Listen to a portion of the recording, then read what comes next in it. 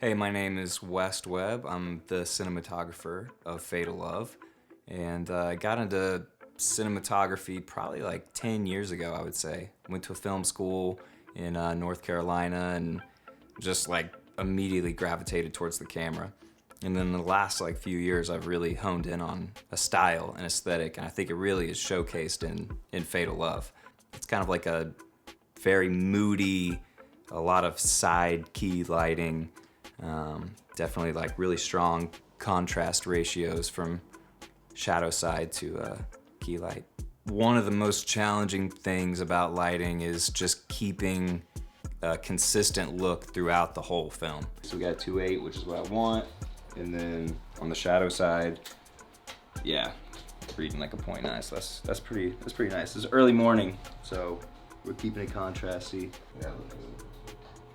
You go into it looking at all these mood boards and you have a really good idea of what the director wants. He had like literally every scene with multiple screen grabs. So like the kitchen had like 5 to 10 like screen grabs from different projects. And it's like, oh, this is the vibe that you want, I see. If you look at some of those screen grabs from those projects and match it with what we did, you'll be like, oh, cool, I see where they drew inspiration. Like, he really knew what he wanted. I knew we wanted to do side keys, you know, like super sidey, very moody, and then bring in negative fill on the other side of people's faces. So it was trying to keep the exposure the same per shot and per setup. And, you know, we shot 5 days, so trying to keep that over multiple days. Thank God I had Easy, who's incredible at gaffing, and we just like telepathically would communicate. We would just look at each other and it was like, okay, cool, like bring that light over here, boom, boom, boom. We did this shot where we're like inside the bathroom and we're on a 135 and Cornell's like walked up to the lens. He's got like crazy edge light on either side and he like looks over, he's like half silhouetted too, Ephraim's in the background. I think my favorite scene is the climactic ending that we have. It's like very blue, which I love. And we had the Nova out there behind the blinds. We put like half soft frost on the windows. So we had like this super nice soft like moonlight coming in. And then we had like tubes also surrounding the actors with frost on it as well. It was fun shooting that because we had a really small window. It took 2 days to shoot that scene. And the second day we only had like 3 hours to wrap it up. So it was me and Jalen, like 2 camming. We're going handheld. We're just like running and gunning. Everybody was locked in. It was like the epitome of why we do this, I felt. But also like we need to get so you'll probably have to get her first super low and like just try to find an angle where you don't see like the lights and stuff. Like she like Okay, we got you. yeah. On You already got it. Oh. Yeah, you get yours. Alright, so you're down and you're already on cover. This is just the pickup of the strangle. Oh, dude, those are great. Wait, Cornell pointing the gun? Damn, where'd you throw it to? This nigga just tossed me. I always take away something. This one in particular, I was just really proud of what we were able to accomplish with just like the team that we had. We didn't have like a 40-person crew. Like, we're not coming in here with like all these like giant companies and stuff like with eyes on us. It was like a really small team. Everyone's very passionate. Everybody wants to be involved.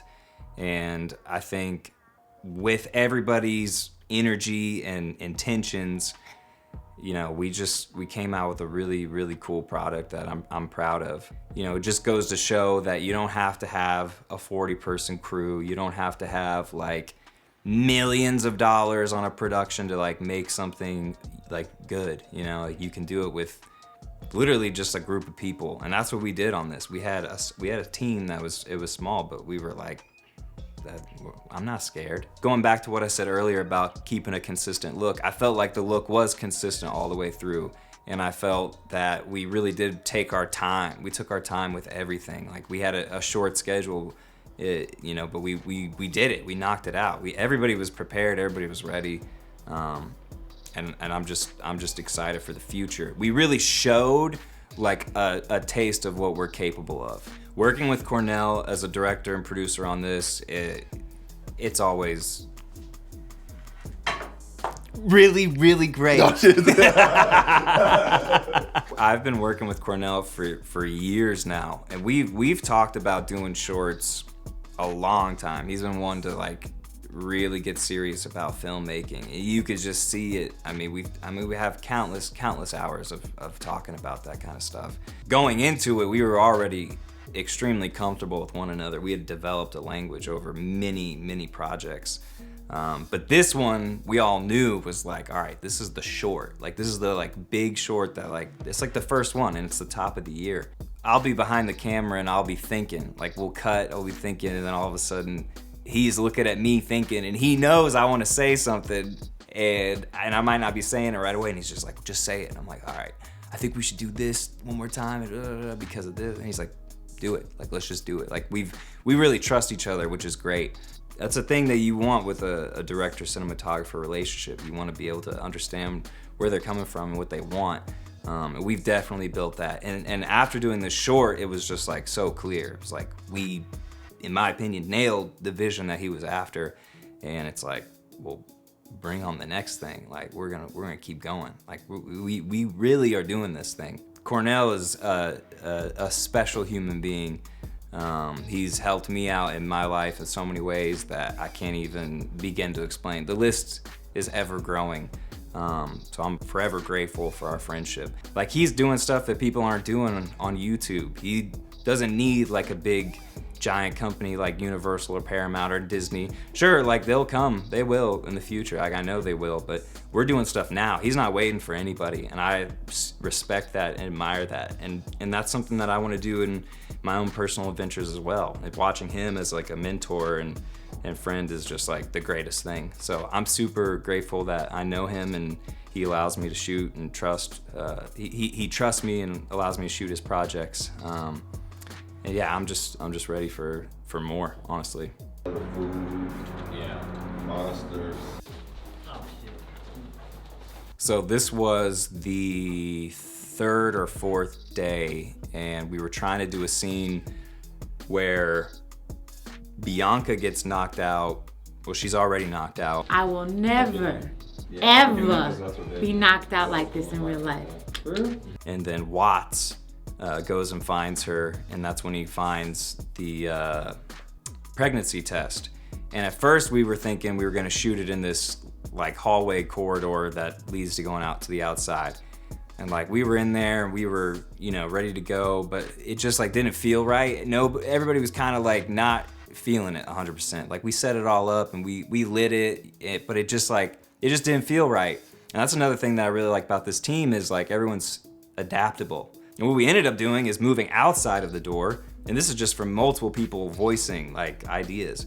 And we moved the whole scene outside and it ended up being way better. Then we started involving like police lights more, and like, it just fit the vibe and what we were going for. So I think we put something in that corner.